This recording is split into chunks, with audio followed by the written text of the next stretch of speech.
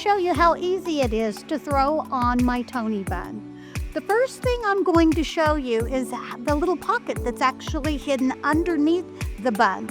This is for you to put your hair into the bun and then let the hairpiece be the beautiful bun. There's 2 combs attached on both sides of the bun. So after you get your hair placed inside the bun, you simply slide these combs in, one on top of the other. They do not interlock. They simply fit one on top of the other, and this will hold it firmly into place. Let me demonstrate. The first thing I do is I like to get my hair up into the position of where I want to wear my bun. So I like a high bun. Some of you may want a lower bun, but I'm going to do it up high for you so you can see it nice and visually.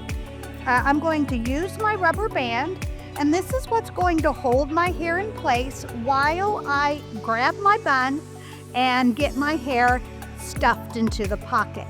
Here's the pocket. Remember, my ponytail is going to go into the pocket. With that said, my combs are on the outside. I'm simply going to stuff my hair up and into the bun, just like that. Notice that the combs are on the outside.